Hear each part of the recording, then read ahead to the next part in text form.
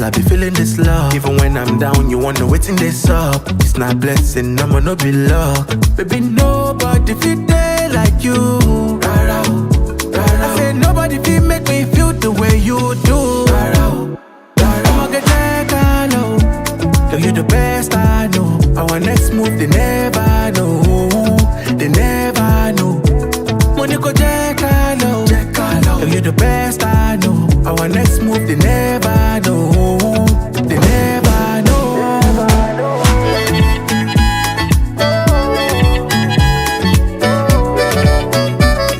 They never know.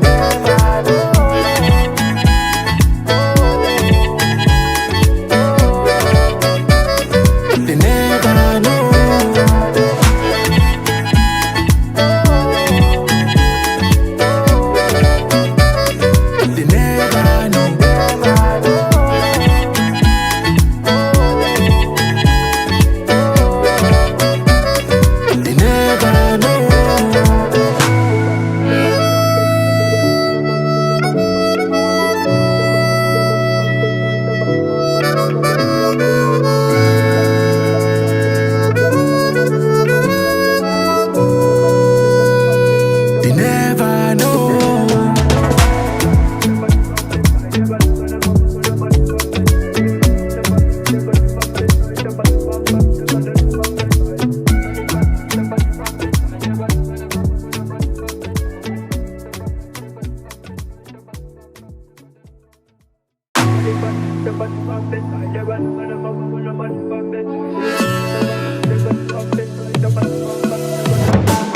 My lady, you know me, no fi give up on you never. Wanna be with you forever, forever, forever, forever. Oh baby, where we they go? Now forward and far, backward never. Them they pray make we run down never, never, never, never. I'ma get that low. Girl, you the best I know. Our next move, they never know. They never know. Money go check low. Girl, you the best I know. Our next move, they never know. They never know.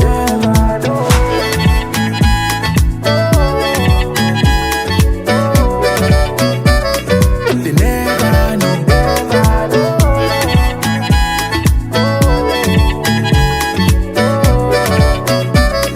They never know.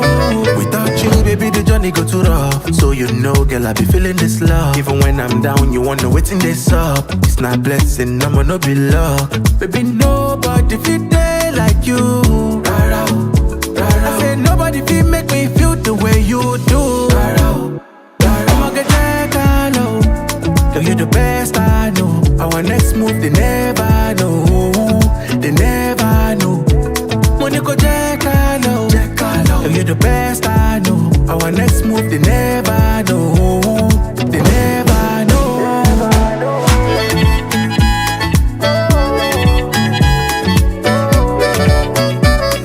They never know.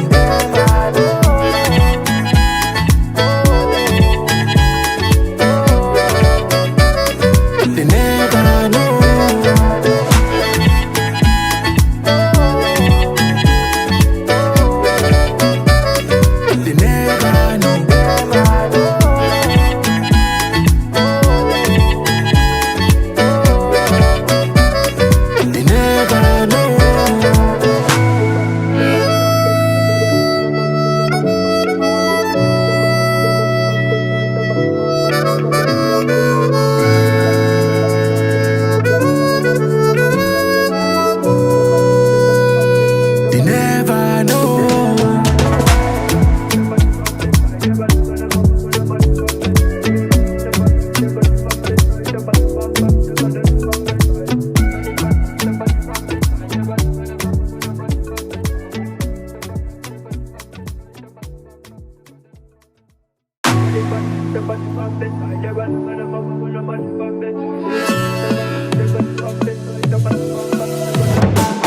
My lady, you know me, no fi give up on you never.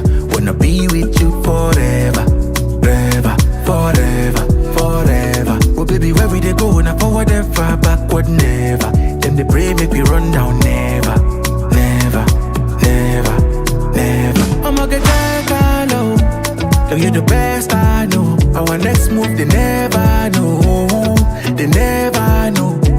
Money go check, I know. Oh, I gotta unmute my microphone here. Good evening, everybody. It's Friday evening, September 26th. We postponed this one 2 times. Wow. But finally, we're back with another episode of the Hohner Live. Thank you for tuning in. We're back on the Hohner YouTube channel. This is episode 141. And hope you can see and hear us. Excited about this one. Yeah, let us know in the chat from where you're tuning in.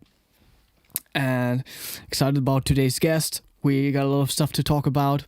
Harmonica customization genius and classical harmonica player. You're in Boston right now, is that right? Yes, that is correct. It's 3 p.m. right now. Wonderful. Yeah, please welcome with me, Leon Lee. Thanks for taking the time. Babak is in the chat. Hey, Babak, hope you're doing well.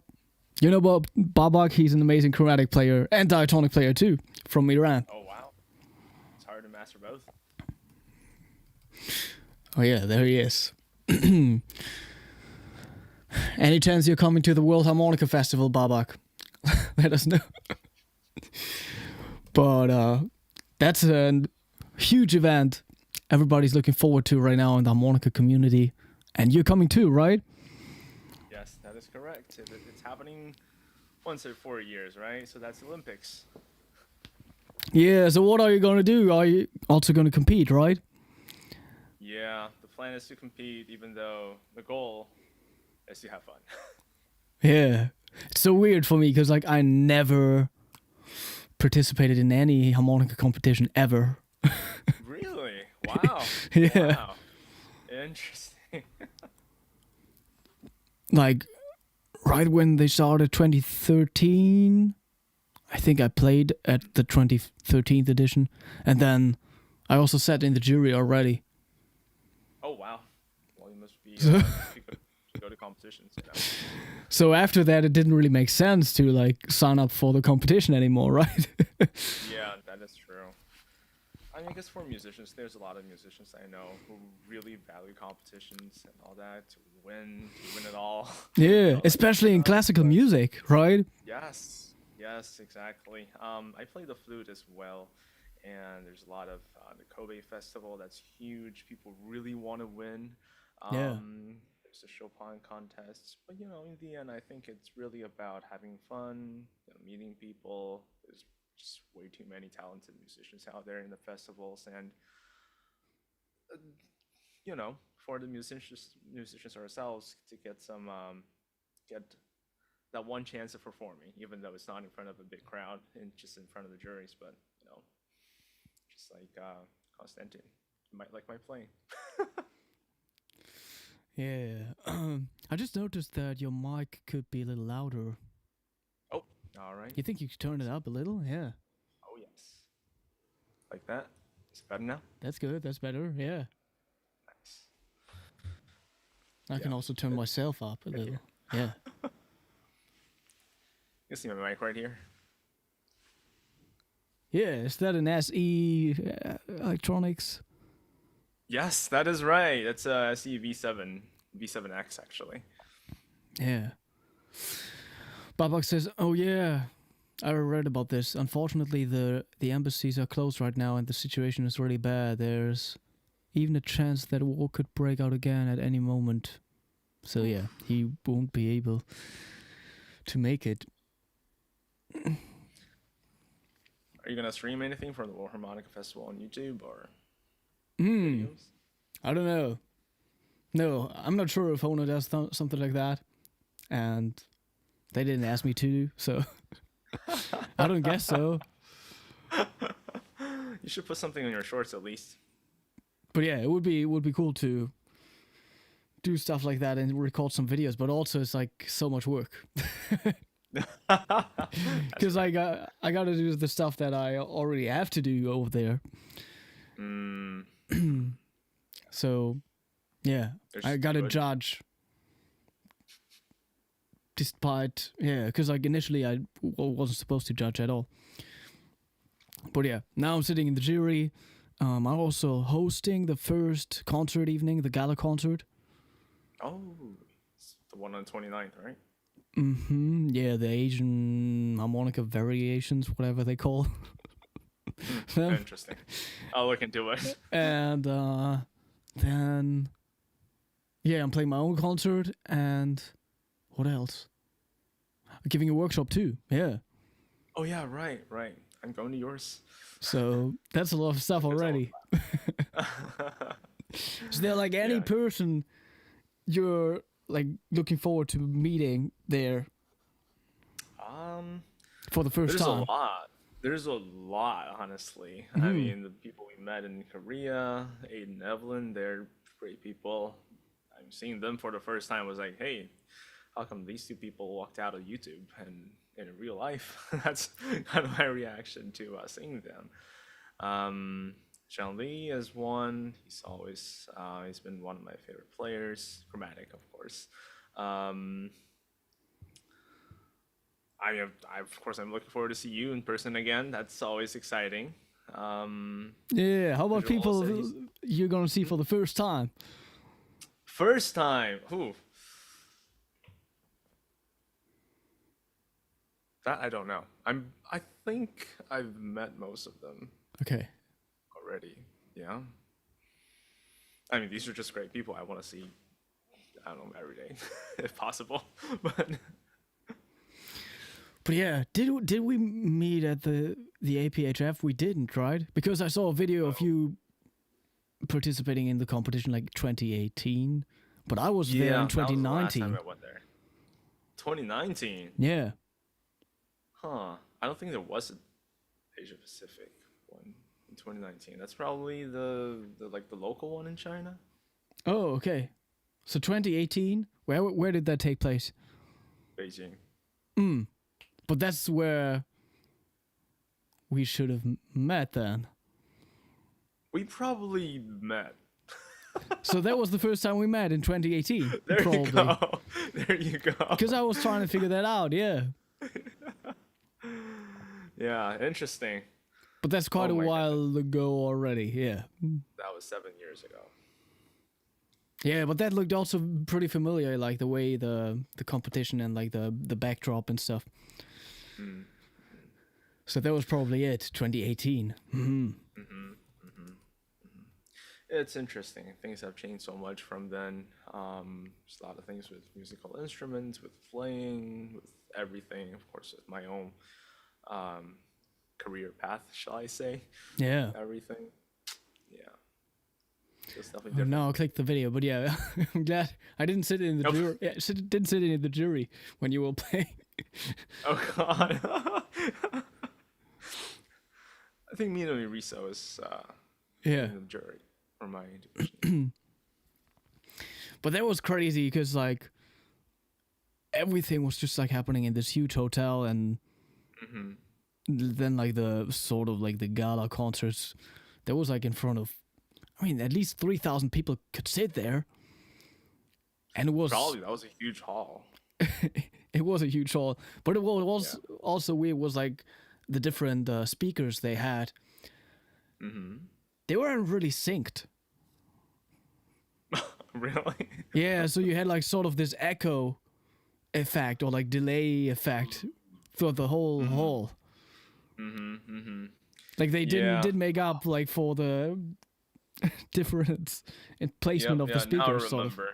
Now I remember. Yeah. Because the Hohner stand, like the stand and stuff, is right outside of that hall. Yeah. And I hear people complaining about it coming out of the hall, so maybe that's what it was. Yeah, and then they had these special seats for like whatever main artists, and I didn't even know that I was gonna perform that very night. But then one of the maybe the East Top guy, he told me, "You're up next," and I didn't even have like my harmonicas with me, like nothing. So wait, what? I just like went to my hotel room and got my stuff, and went on stage, gave them my USB stick, and played my played my songs. You know. Well, good thing at least you have the USB stick. So, yeah, Uh, always got to be ready. Do you have like any ways of preparing for a performance, or like what do you do right before stepping on stage? wow, that's interesting. So for me, I like to think, well, because I've been doing a lot of festivals, competitions, and stuff. It's a little bit different from just the sheer performance, just performing for people. I'd say, I mean, first of all, the short term, right before I step on stage, of course, I take some deep breath, and just kind of go at it. That's it. There's nothing more I can do about it. Oh, actually, one thing is that I always make sure I have two instruments with myself. Okay. One that I'm gonna use, one for backup, always. I mean, in recent years, technology has developed so much that the backup instrument isn't all that useful anymore, but I still have it with me all the time just because, that what if it happens? Yeah. And I mean, since I played classic, most of the preparation work was done months ago, and it's just endless practicing. Yeah. Nice. Yeah. Yeah. I always think So, about it a little differently, especially if I'm going to competition. I try not to look at it as a competition or any sort of compete I have to do. I try to think of it as just a stage I'm stepping on and just performing for the people that came to whatever division it was. And that's why sometimes it's a little hard for me to really win anything because all my music selection choices are a little bit off, should I say. But, more about having fun. yeah, so in Seoul at the World Harmonica Festival, there was last year, you won the grand prize. Yes, that's right. It's so international. Yep. Yeah. How would you sort of explain the Seoul International Harmonica Festival to people who are used to other harmonica festivals? Huh. What's different Well, about it? interesting. So, well, the Soul Festival is interesting because it's not really associated with anyone particularly. So, you have all kinds of genre, different brands going there, different people going there, a lot of um, players from all around the world. So it's kind of interesting, and I feel like that's where a lot of the new stuff is happening as well. Say you go to Asia Pacific, they're more fixed on the existing style of playing. If you go there, compete in the chromatic division, you're gonna hear um, Toledo, Prelude and Dance, and what's the last one? I forgot, but there's like three pieces that you're gonna hear repeatedly all the time. But in Seoul, I feel like I don't know, maybe it fits me a little bit more because just the jury, the atmosphere over there is more they're from different countries, they're from different areas of the world, they have different play style. They really they do value something that's a bit more novel, something that's new, which I do value a lot as well. So Oh it's yeah. interesting. Yeah. I mean, I've never been to World Harmonica Fest, so I'm sure I'm gonna enjoy that, but I can't tell you how the Soul is compared to World Harmonica Festival yet. Maybe in 2 months. Oh yeah. Yeah. I think they just like published this, right? This whole list of all the competitors and stuff, Oh yeah. Mm-hmm. which is very interesting to check out.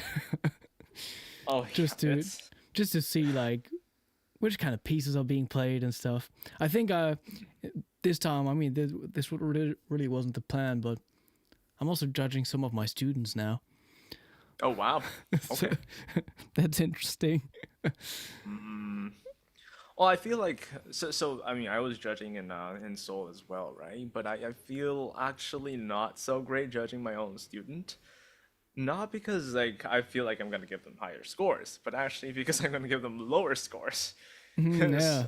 if, like it's when I listen to other competitors, I would think about, hey, that's pretty nice. You know, you did something very interesting. That's good. It's working. But Yeah. when I'm listening to my own students playing, I'm like, we've been working on this for a whole year, and you still can't do it. What is going on? You made this mistake we talked about 3 times, and so I think I'm being more critical against my own students because we've been talking about stuff. Um, I don't know. It might be different for everybody, but for me, that's the case. Which probably it shouldn't be, but hey. So, like, how regularly do you teach harmonica? Not a lot, honestly. I teach some more intermediate students, maybe twice a week, something like that. And when it comes close to festivals, I would have students who want to do this more master class kind of stuff, even though I don't really charge anything, but I just want to talk to them about music, especially because last year there was a student who was playing a flute piece, and the flute piece is written by Frederick Plunk in and he was working with one of the best flute players ever existed, Pierre Paul from France. And it turns out that my flute teacher is a student of Pierre and Paul. So it's my students coming to me wanting to play that piece. It's almost like, hey, you want to tell me how your teacher did it? I'm like, yeah, of course. If you want to play the authentic way of how to play it, and how this should be played, come to the right place. Yeah. Yeah, it's more like analyzing the piece and analyzing note by note where you should be putting more emphasis on, how the phrasing should be, all that kind of stuff for a couple hours, and you know once every couple of weeks, that kind of teaching. I do this more often than regular teaching. So Okay. Babak is asking a question.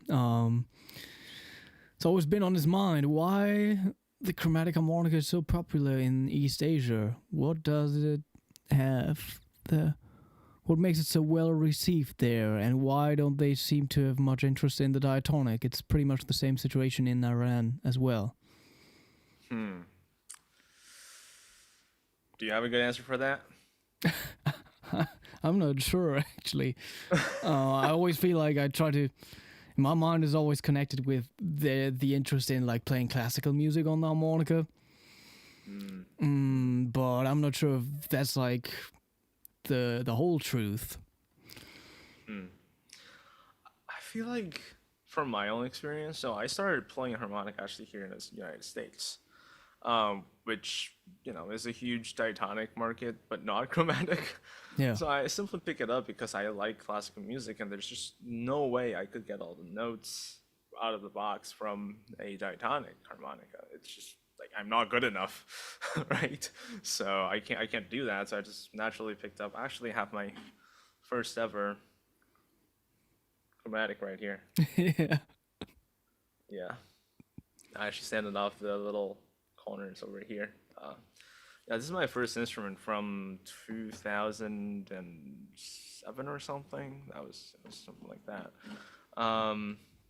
Yeah, and I was like, okay, if you have a button and you can get all the sharps and flats, then okay, you can literally play anything. That's probably why the chromatic has been so popular in Asia. Honestly, it's not really.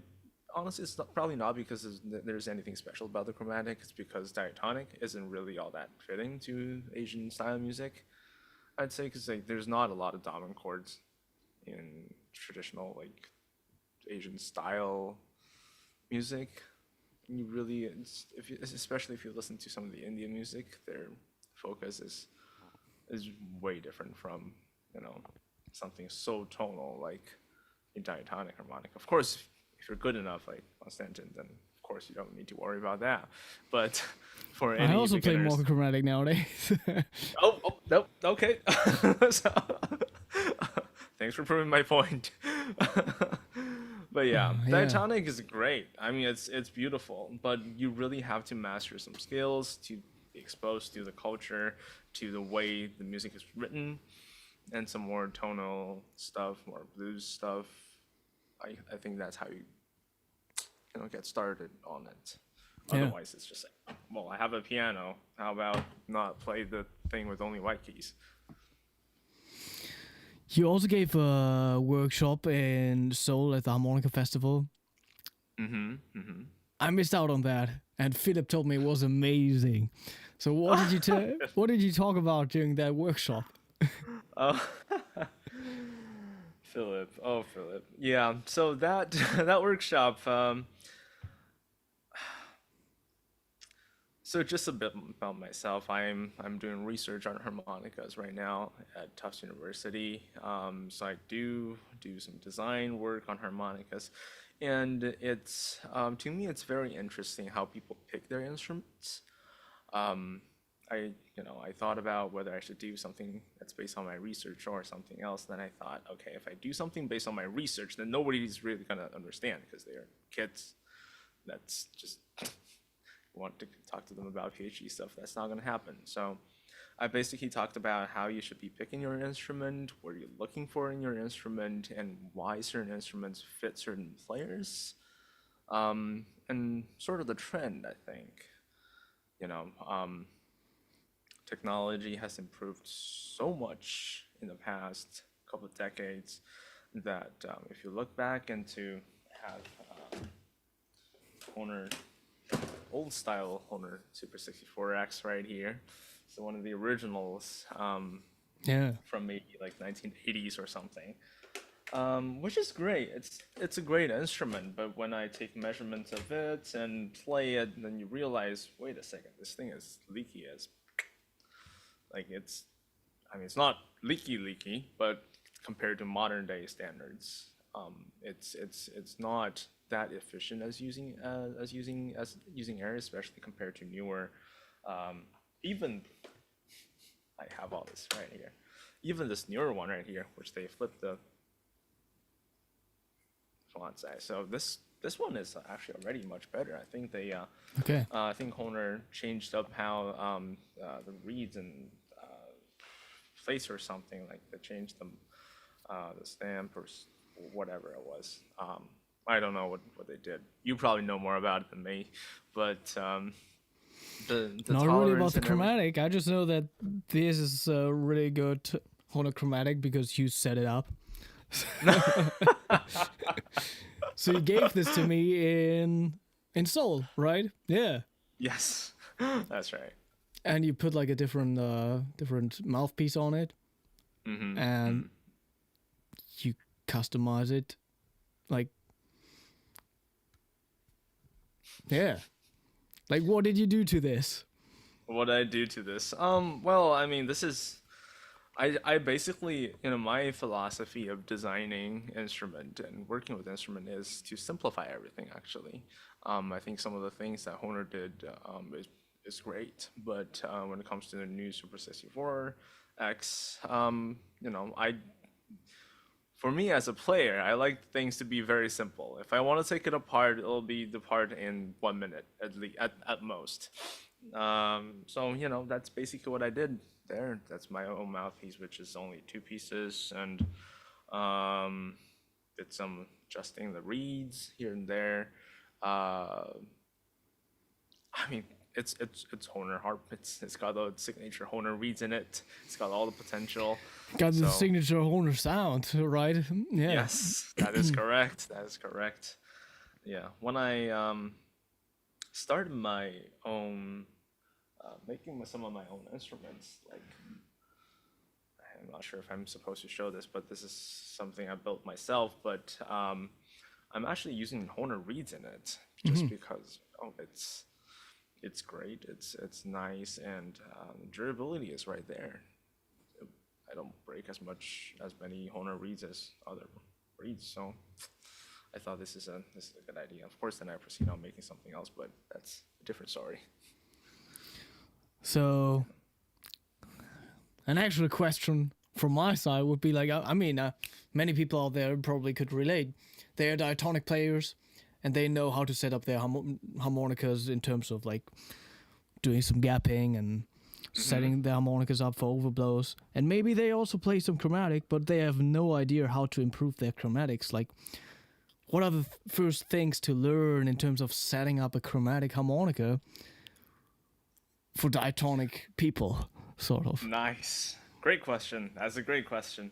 So, I've been studying quite a bit the fundamentals of, or the basic theory of chromatics and diatonics, and I think what's important to realize is that they should be set up totally differently, because the chromatics has wind sabers, so you don't have a source of leakage at like diatonics. Because if you say you play a blow note, of course some of the air is going to go out from the draw reed. But on the chromatic, it's a totally different story. So if you work with one reed, it's just not one reed only.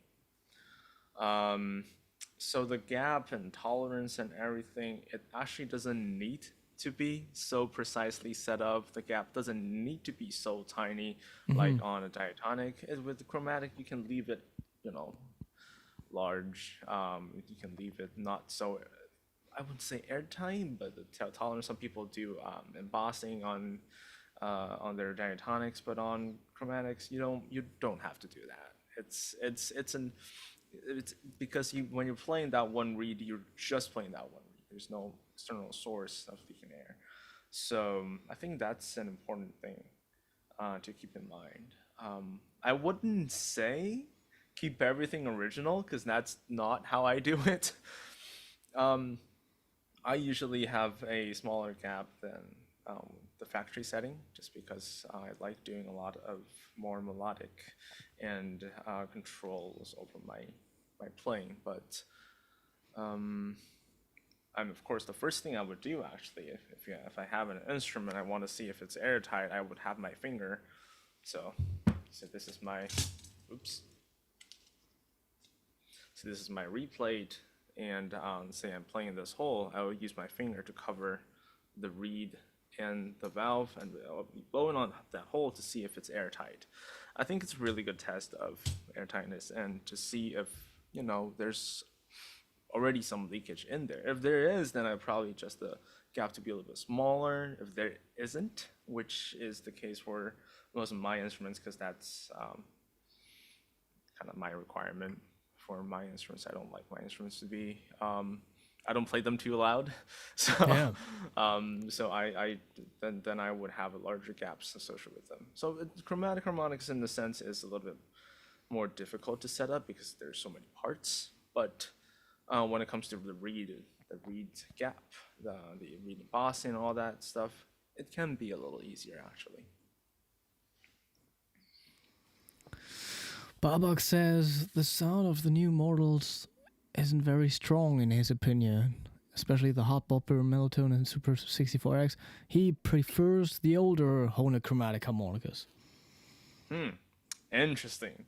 Older as in how old? That is the question. How old, Babak? But yeah, I've tried many chromatics now, and I mean, you get so different sounds from many different instruments. Same with the diatonic, though, too. I just noticed how big of a role the slide itself also plays in terms of how warm the harmonica in general is going to sound. Yeah. So, I mean, actually, right here, I have two instruments I built myself. These are actually identical, except the slider. Yeah. And I use one of them for recording, one of them for performance.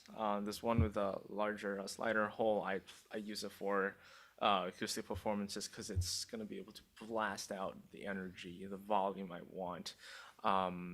And also some more intricate control. But if I'm just playing in a studio setting, or if I'm playing something really difficult, a shorter slider and a shorter slider hole is actually gonna make things a little more consistent, I would say. It's a little easier to control. I mean, I never gave you any of these stuff, but if you want to try, October it is. Yeah. Yeah, you're just not giving a workshop this time, right? They should have given No, you a workshop no. over there. I wish I can. That's why I'm competing.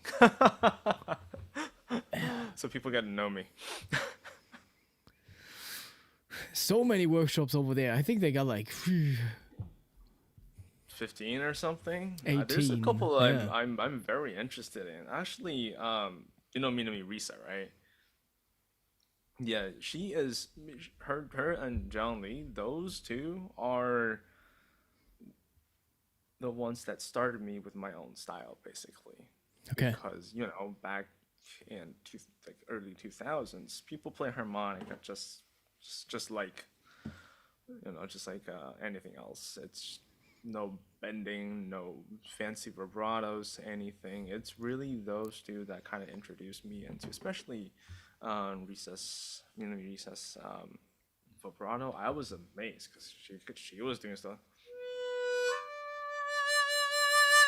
like all the using bending as a vibrato. It's like violin, so sort of vibrato. I was just mind blown, and I started learning how to do that, and eventually sort of came up with my own style of playing combined with my flute playing, because you know that's also something you don't get on the flute. You can't bend on the flute. So Yeah. that's, yeah, it's amazing how things have evolved in the past. I would say just the decade. Technology has improved so much. Hohner has come up with a lot of new models as well. There's a lot of other customizers out there. Cremona really only came out in 2010s probably. Oh, yeah. So there's a lot of things that's going on that's exciting. That's making harmonica better. This is okay. This is the real goal of why I'm going to World Harmonica Festival, right? It's not anything else. The real thing is I feel like the way we approach this instrument, especially the chromatic, because I don't know too much about the diatonic. I'm not good at it, but I think it should be played differently from before, with all the bending, with all the control possibilities in there. I'm playing one of the Chopin pieces. Of course, you know, Chopin, if he writes something, it's going to be difficult. And it's going to be very fancy, very romantic, and there's gonna be a lot of expressions, even in the lower end.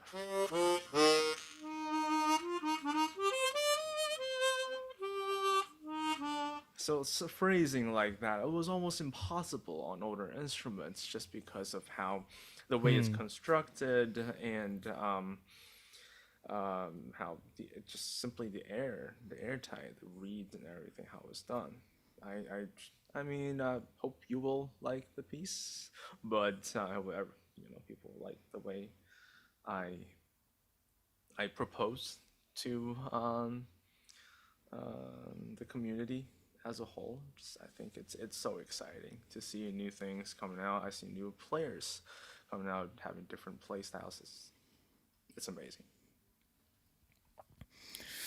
Yeah, so there's like some stuff you want to hear from the harmonica. Is there like anything else you feel like, nobody has ever done this on harmonica? I want to hear this on our instrument. Or is that something you're like heading towards? Like, do you want to do something that's never been done before in some sort of sense, or? Yeah. I mean, I've been going to contests a lot, as I have mentioned, but every time I go to contests or competitions, I always pick a new piece, and that's never transcribed on the harmonica before. So actually, for last year, I was playing on the Kleitzer, Beethoven's sonata, and I used this is a brand that's not to be disclosed, but an A instrument, and I just thought it's a beautiful opening.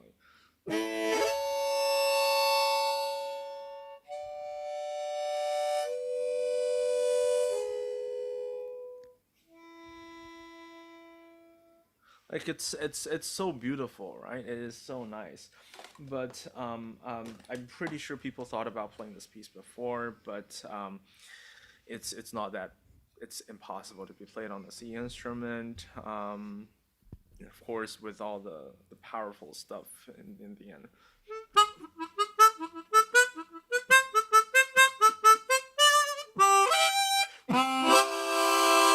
So stuff like this, I think. Yeah. And every time I go on stage, doesn't matter if it's a competition or any sort of school stage, I want to bring something new. Yeah. So actually, I've worked with a friend to make an instrument. Let me see if I have it right here. That's kind of interesting. Which is it's a half valve instrument in a C6 tuning, which means you can actually play a chromatic like a diatonic. I mean, if you have a chromatic, you can try it yourself to retune it, but essentially you can bend all the draw notes except any F.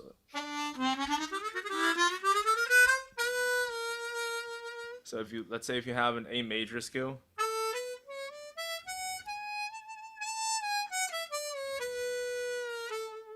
then you can have the C sharp and G sharp all using bending, and Yeah. it's quite interesting. There's so many possibilities, especially because again with technology and better airtime, better instruments that we have, this is possible. The first Koch harmonica was so leaky that Hohner 100 years ago had to put wind savers on it.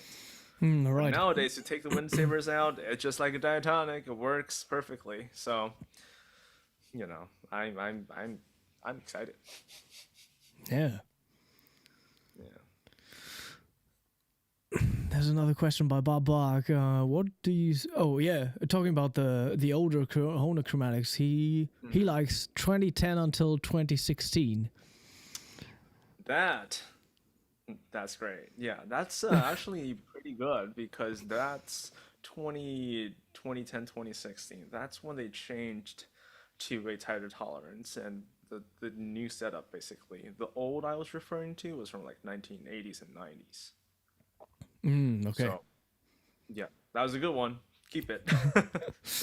What do you suggest for making a chromatic harmonica more airtight? Is it even possible? I know it's very time consuming, but what can be done with a chromatic harmonica to make it sound stronger? So what to do to make it more airtight and sound stronger? Great question. Well, I mean, to make something sound stronger, I would usually think about first of all, you need to make it more airtight to make it sound stronger, because then that's the air is going to be all into the reeds. That's going to make it sound stronger. But if you really think your instrument is airtight enough and everything is good, everything is nice, try a couple things. Say enlarge the gap a little bit, then you can actually put more air into it. If you don't want to put more air into it, then try some embossing, just like the diatonics. It's gonna close up the tolerant reed to replay tolerance a little bit, so it'll have a little bit more higher frequency, so it'll sound a little bit stronger. I mean, of course, the easiest way is to get a different instrument with a thicker plate, like the Hohner Super 64X, the one that you've got right there. Then it sounds pretty strong because it's got really thick plates, so you can really drive it and have that blast of energy, especially on the lower end, which is what I love. No.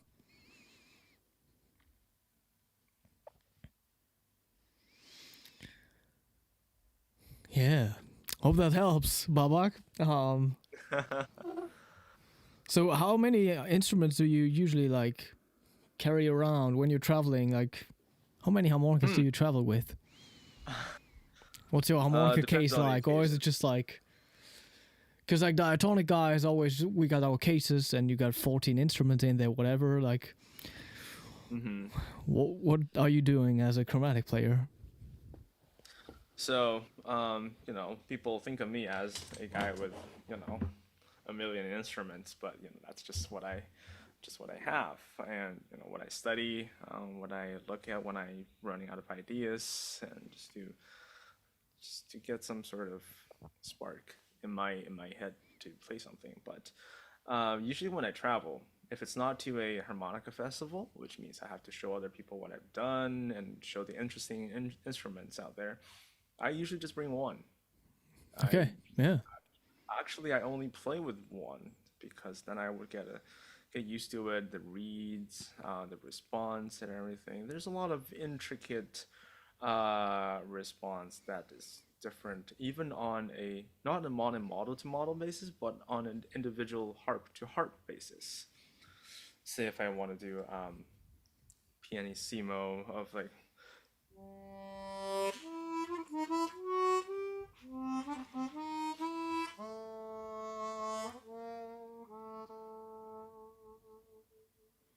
It's like that's really using the last bit of air that's possible to be put into the instrument. But if you just give me any other instrument, even something I'm using every day myself, just as a backup instrument, that's already not pianissimo.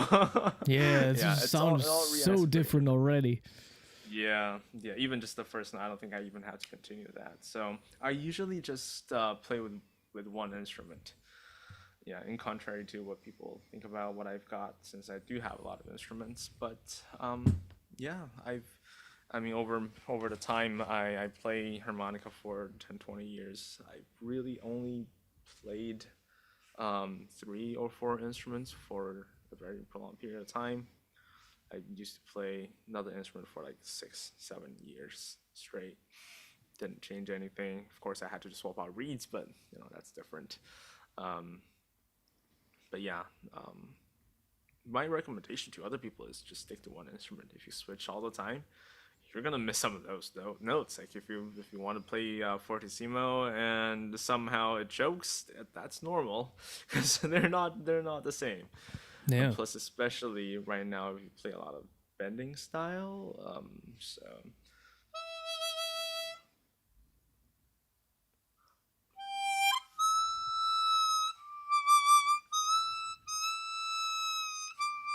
Like that, like you have to really know where it is. It's just like the diatonics, right?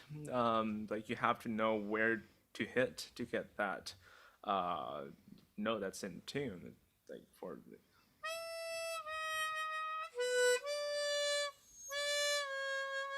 this kind of notes, like it's only possible with an instrument I've been playing for a while. Yeah. Every instrument responds differently.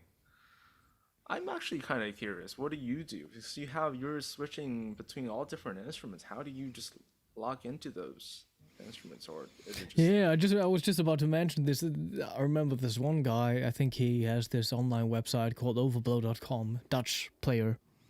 Doing chromatic stuff on the diatonic, and he only sticks to the C harmonica for that very reason. He's like, like my embruter, like just like hitting all these bands, that's just like muscle memory, and that's why I have to stick to my C harmonica, because playing a B flat, all these positions would be different, I can only imagine. It's gonna be so different, right? Especially if you go to like low F or something. So yeah, that's like that's his thought. But I don't know, for me it's just like being able to whatever, like imagine the note and like being able to sing it and having the right That's a talent. the right position for it. That is a talent. I mean, of course, you've been playing it for so long. I'm pretty sure you're gonna know where. And it I mean, is. I didn't really switch harmonica models, So I mean, I guess that also is probably good that I never really did. It is very good. Because like I'm playing the same mongrel for 13 years now. Wow. Um, Wow. 13 years. And then you do also just like, no, how far can I push this B flat harmonica on that very overblow or whatever? Interesting. That's Yeah. not too bad actually. Yeah, that's Crazy. the thing, I crazy. guess. Yeah. I mean, I think it's kind of also depends on the reeds, right? Even also, I mean, of course you're a Hohner endorser, so you've been playing with Hohner probably for your entire life. Yeah. I had the most trouble when I had to switch from Suzuki reeds to Hohner reeds, because I just was not happy with how my Suzuki reeds were playing. I thought they were too stiff, and it's limiting me a little bit. So I want to explore it a little bit more. But the first time I put Hohner reeds in one of my these instruments, like this is my own instrument, but it's got Hohner reeds in it. The first time I put it in, I was like, wait a second, there's no way I can control this. It's it just flew off on its own. What is going on? So yeah, I think sticking with one model is probably the dream situation, but at least stick to one type of reed is very important. Yeah. Yeah. Well, I mean. Yeah, I never really tried something else. I don't know. For some time, before I only played Hohner. I think I had like Suzuki, Manji, C harmonica, and I broke some reeds on that one. So there was a reason to like, and I never broke a reed in my life, only on that harmonica. Really? Yeah. Huh. Wow. So that one, and then I also for some recording I had to get like a high A flat harmonica from Seidel because I had to do the recording like super quickly, and I don't have a high A flat harmonica. So yeah, that was the fastest I could get one. So I had to like really like set it up beforehand to make it work, because like otherwise I wouldn't have been able to play what I had to play on that recording. Yeah, I mean I haven't played Seidel a lot just because the Chromatics aren't like that like famous. I mean they're pretty good. I believe they're pretty good, but I haven't played much with them. But you said you haven't broken a single reed other than that instrument? That is crazy. Yeah. That is actually crazy.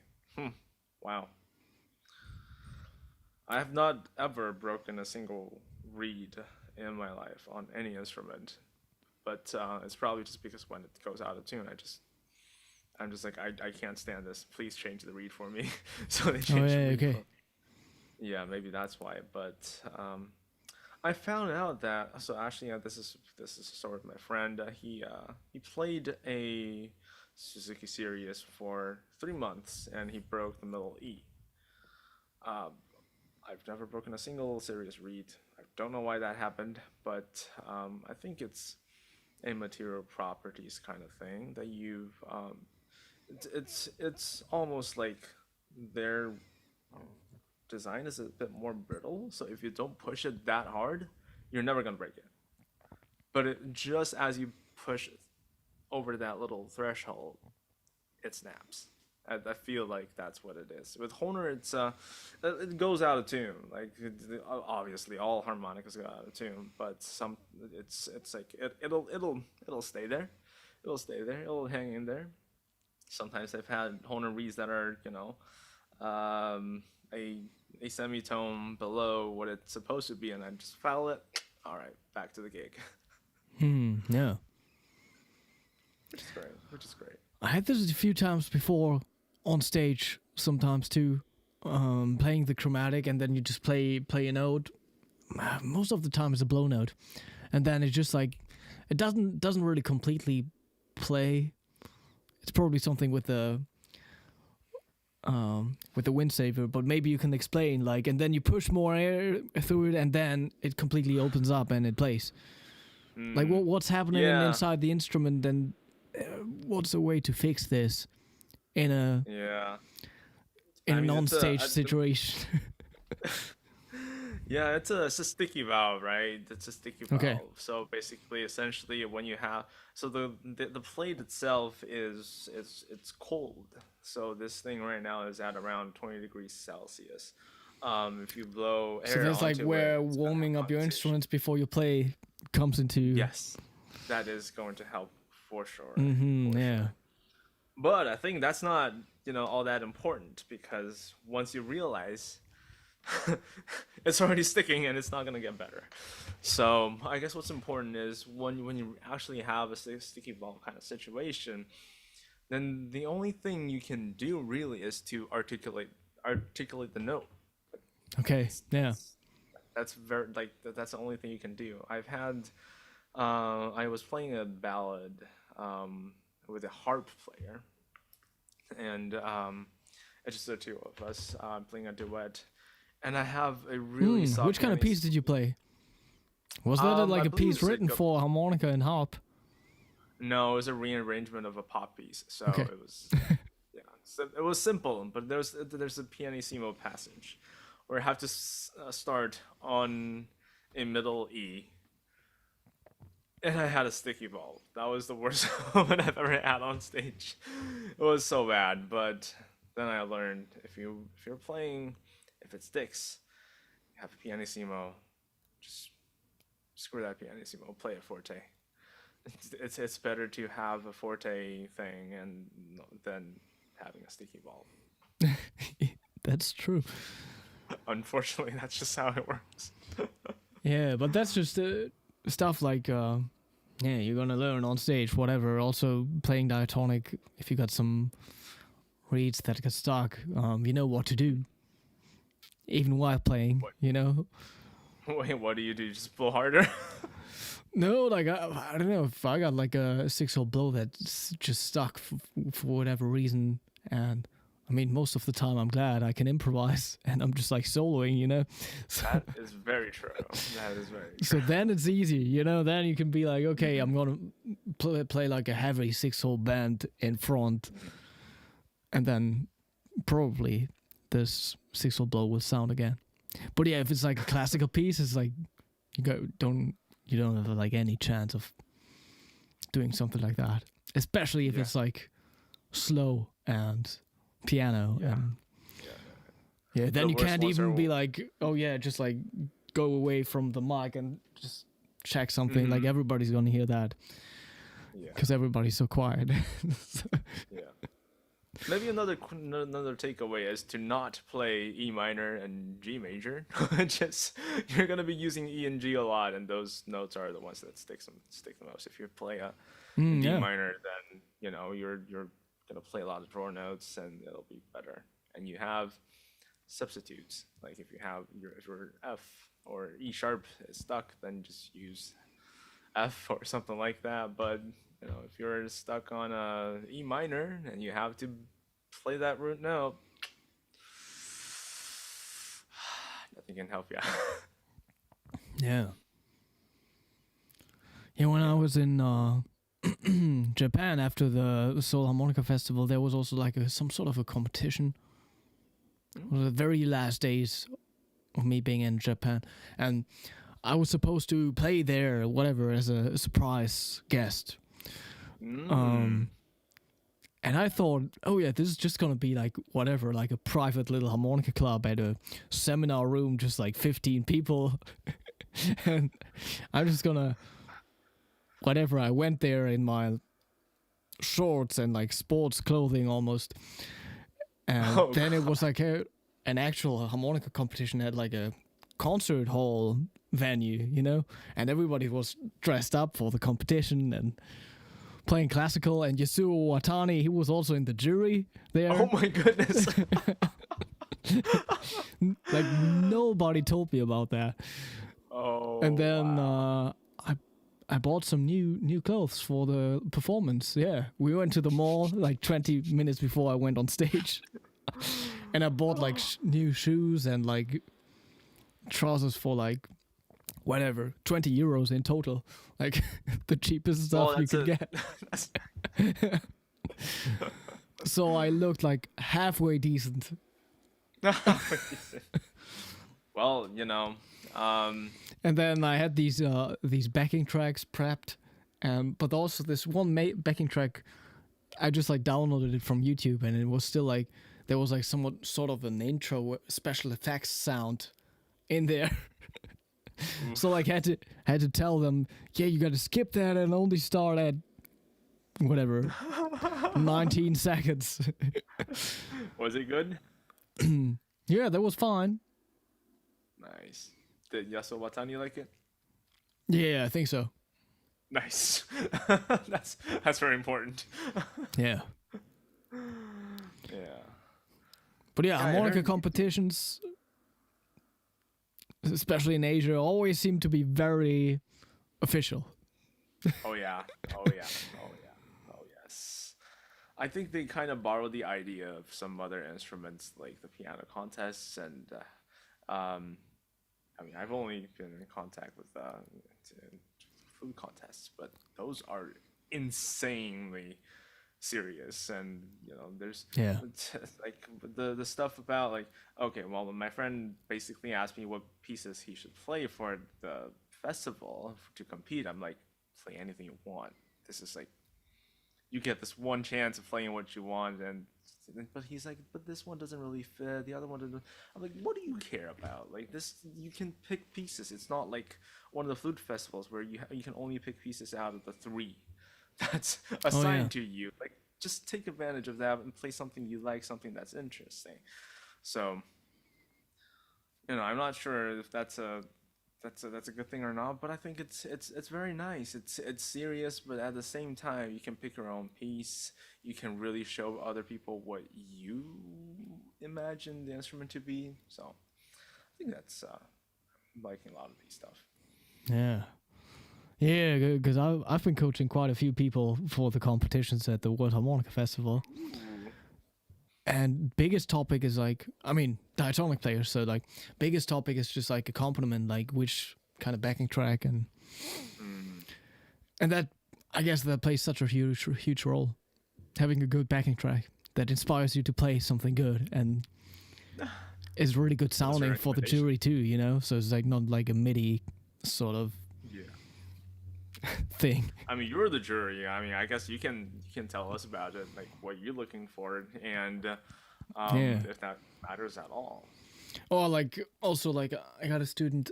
He's gonna do the playing in a rack thing, and he's gonna do sort of a jazzy piece. But he started out playing this like with like, how do you call this on guitar? Like a root position chords, and just like try it sort of. But he was really like missing out on the seventh chord, so I showed him some of the seventh chords like right here, and that's gonna make his harmonica. Dude, it's just gonna make the performance better overall. He's gonna get more points just because he's gonna play other guitar voicings than he did before, and it's harmonica competition, That is very true. The sound is gonna be totally different. Yeah. Yeah. Gonna be easier to improvise over too. Cause like that's when shit gets hard too. I'm about to play some Christmas concerts in December with some big bands too, and they always want me to solo over all of me. And I just now like I remember doing this a few years ago with them, and the pianist like never really played like the extended chord voicings. It was always just the triads, which made it so hard to improvise over it and connect everything. Because like if you play like full voicings with the extensions and stuff, it's just like the chords flow into each other way more nicely, Yeah. So yeah, I'm about to like message them and be like, let's maybe pick another piece than all of me. Because I'm not sure what the pianist is going to do, Oh god. Because like last time somebody put up a video of me soloing over all of me, and now it's on the internet, and it's terrible. Hey, I'm sure it's good. And it's just the triads in the piano, so yeah, that's not a good one. Nah, I mean, yeah, that's true. I need to get back to my jazz routine as well. It's been a while. But yeah, backing tracks might play a huge role at the competitions. Yeah. Yeah, this is actually why I'm inviting my professor as well to the contest. Piece I chose was a Chopin piece, which I thought was amazing. But I can't just asking for a random person off the street to play a Chopin piece, even though I'm the one playing the melody and they're accompanying. Yeah. The piano part is insane as well. So I actually asked my piano professor, whom is a tenure professor here in my university. He's about to retire, but hopefully he's gonna enjoy that the festival, and he's really good. And it's only with him I feel like I can play all this romantic era stuff freely because he can actually. It's more like a duet instead of if you play with a backtrack or some sort of student pianist, then it's more like okay, you keep the rhythm, I'll play it. You keep Yeah. the rhythm, all right. Just don't slow down, don't speed up. But when you play with a musician, like I mean, a real musician, of course, it's totally different, especially with some of his understanding of um, harmony building, and the romantic style of Chopin. It's totally different. Yeah. Are you planning on like visiting some other German cities when coming I to haven't booked my Trossingen? tickets yet, so I'm welcome to advise. Yeah. Yeah, All right. I really want to visit the Hamburg Philharmonic. That what they call as Oh yeah, the strange looking Elbphilharmonie. building. Yeah, I really want to visit, and plus I am a sort of an aviation kind of geek. I'm a mechanical engineer, so I'm into airplanes, and there's some very interesting old airplanes. It's flying from Frankfurt, so I think I'll be there as well. Okay. Yeah. Yeah, it's not related, but hey. Yeah. I'm actually arriving at Zurich just because Trossingen is closer to Zurich than any other major cities. Yeah, that makes sense. Right. Yeah. Yeah, there's also a direct flight from Boston to Zurich, so that's pretty nice. Okay. Yeah, that's not too bad. Yeah, sometimes if there's not a direct flight, it's like, Yeah, right? it feels so far away, you know. Yeah. Because when I went to Morocco, there was also I had like a 4-hour layover in Paris, you know, and then it feels like a long trip. Yeah, I And mean, it could I have had been this. whatever, just 2 hours 45, one direct Yeah, flight. if it's a direct flight. If Right? it's like the right city in Germany you're flying from, you know. Yeah. Yeah, it's the same thing happens. I have a conference, an acoustics conference in December in Hawaii, and I don't know if you know about the geography in America, but this Boston is on the northeast, Yeah, of course. the northeast side of America, and Hawaii is all the way Yeah. over closer to Japan. So I was looking at flights, and there's no way I could find anything even close to a direct flight. So I had to fly from New York over just because it's a direct flight, and I can spend Okay. 11 hours on the plane. It's almost like an international flight, but it's at least it's better than having to stop twice and have spend 20 hours on the way. I'm actually so excited for all the traveling I have to do this semester. This going to Germany, Europe for the first time, literally. That's Yeah. fun. It's gonna be fun. So excited to see you again. Yeah. So many people coming to World Harmonica Festival for the first time. So yeah? many of the Yeah. players from South America are coming. It's crazy. South America. Yeah. Nice. Wow. A lot of the female players from there. I mean, and these are also people that I'm going to see for the first time in person. Mm. But I guess I interviewed all of them before Nice. on this. Nice. But still, yeah. Like Monique, she's like getting famous with a harmonica and singing and streaming on TikTok, right? Stuff like that. She's coming. Yeah. Nice. She's not competing, but she's just like visiting, just as some Yeah, other players are. Yeah. Yeah, that's great. That's great. I mean, I don't wish to compete honestly if I don't have to. But it's just a chance for me to play something, and especially in classical setting, it's not like with diatonics or jazz players. I can just pull something out and start playing, and you'll know right away what you're doing. Yeah. You really have to prep for it. So that's why I signed up for the competition. I'm gonna play a piece with Antonio Serrano and CY Leo too. We're gonna do a trio piece. Nice. Classical? No, it's gonna be jazzy, but I think CY Leo, he's gonna arrange something for the three of us. Nice. So they Well, watch out already, for his we already were arrangements. on a call, and they were like, "Which key diatonic are you going to use for this piece?" And then we were just like, "Oh yeah, so we can use all the notes, but except for the one whole overblow, right? You can't hold that for too long." So yeah, that's like the only thing they have to take care of writing the arrangement. So yeah. No, I mean his arrangement. Some of his arrangements, his compositions are extremely difficult. I mean, of course, because he's a great player. Yeah. So, good luck. Yeah, I mean, I'm sure it's gonna sound great, but yeah, hopefully it will be fine for me on the diatonic. that's exciting. Antonio Serrano. I saw him last time at SPAH here in Tulsa. He's amazing, and wish I can see him again, see him more often. Wow, this is gonna be great. I'll have to do some more sleeping before I go to Germany, because I'm pretty sure I'm not gonna get much over there.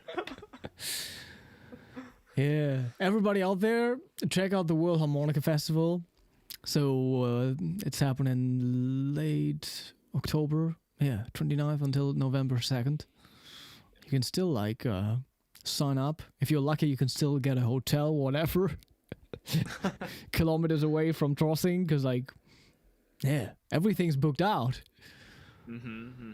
What about the limited edition Super 64 Gold? Oh yeah, that's something you can also order. Yeah. Yeah. One of the few Hohner harmonicas I still use is an old Super 64X. Oh no, Gold. I bought that thing on the website. Of course, it's just one of the nicest instruments out there. Yeah. And then, different gala concerts, competitions, you got the workshops and other special events. Yeah. A little world record. Trying to get a world record. Somebody's trying to get a world record. Oh yeah, the circular breathing chord. Yeah, right. I'm telling you, it's got to be hard. It's got to be hard.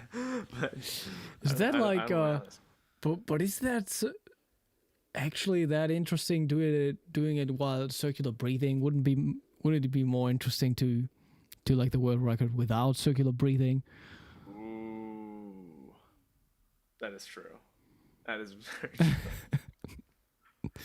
How long can you hold it? Yeah, and just like make that a competition, whatever, you know. Yeah, they're gonna get like Michael Phelps or somebody to. But I'm not sure. Maybe they got like the actual people from Guinness World Records on site for this. Oh, really? I mean, you have to sort of if you really want to, if you want to make it like an official record. That is true. You gotta have some of these people on site, and you gotta pay for that too. Oh yeah. I mean, you gotta invest some money if you want to have a world record. I heard about that. So yeah. I remember who was that? Gordon Lee was doing some circular breathing in Seoul, the Seoul Festival. He was doing that his concert. People liked it. Maybe he should be just doing a concert of circular breathing and chord playing, and just keep playing it. Yeah. Yeah, maybe it's an opportunity to set some of your own world records while those people are on site. Gotta think of some stuff. Yeah. Brainstorm starts now. Yeah. Do you know about harmonica player Chris Smith? We don't. No, Andre. Chris Smith.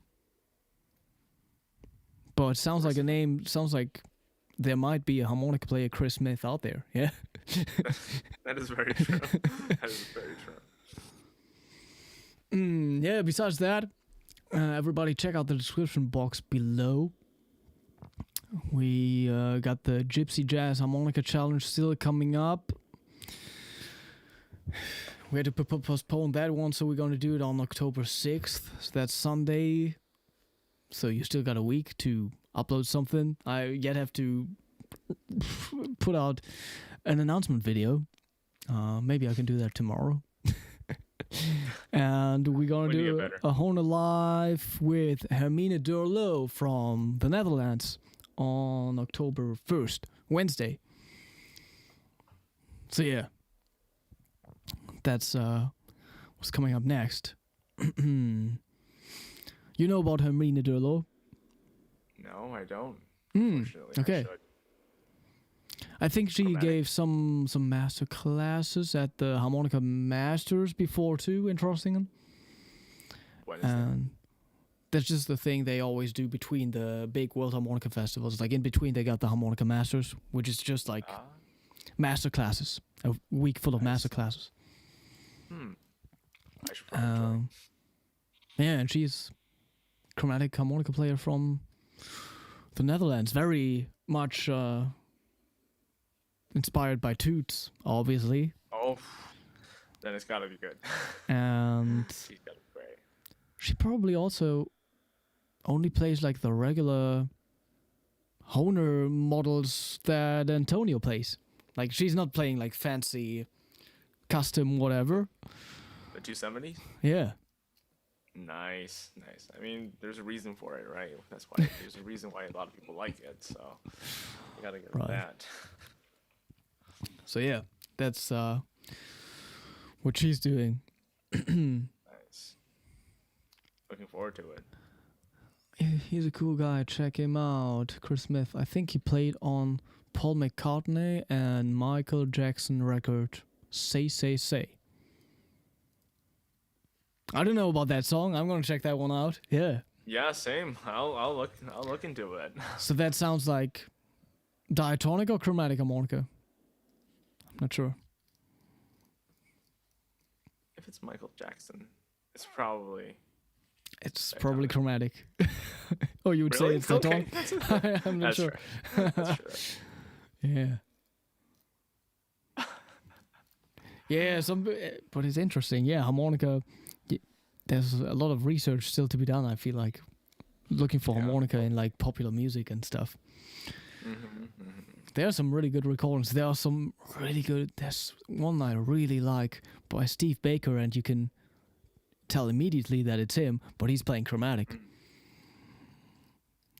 So there's like this beautiful ballad where he plays this intro, and just by the sound of it, it's so clear that it's Steve.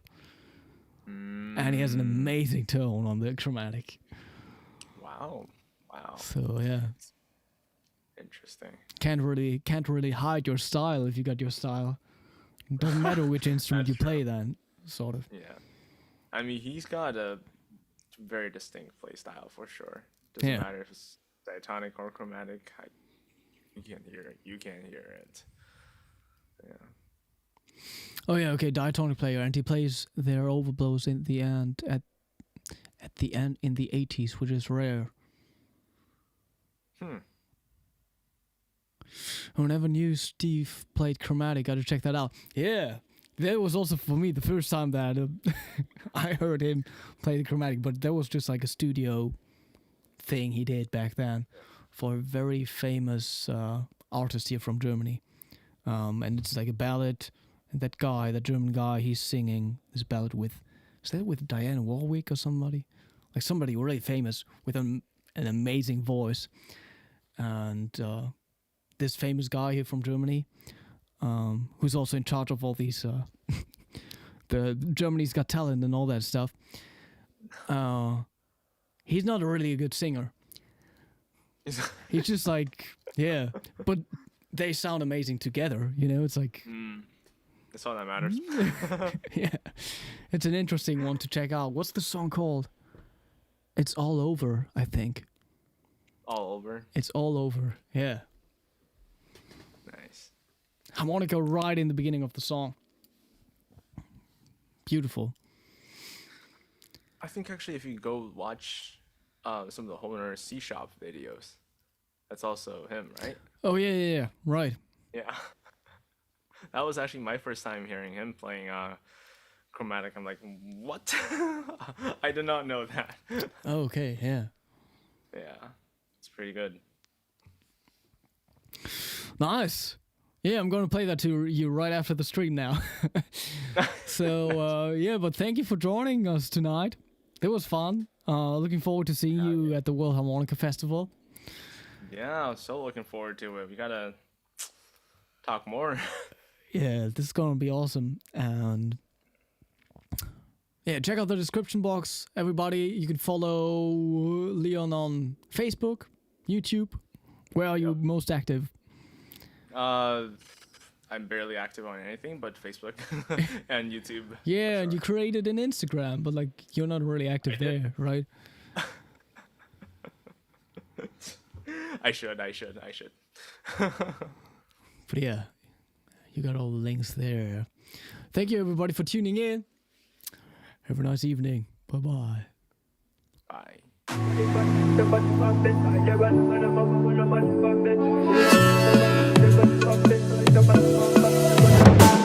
My lady, you know me, no give up on you never. Wanna be with you forever, forever, forever, forever. Oh baby, where we they go, now forward ever, backward never. Them they pray make we run down never, never, never, never. I'ma get that low.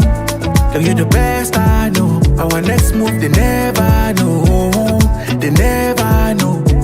Money go check low. Girl, you the best I know. Our next move, they never know, they never know.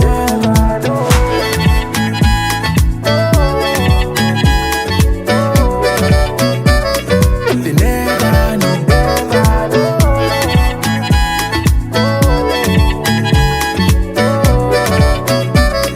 They never know.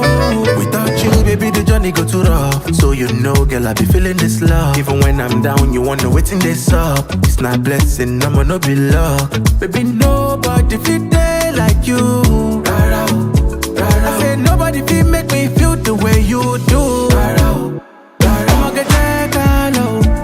Girl, you the best I know. Our next move, they never know, they never know.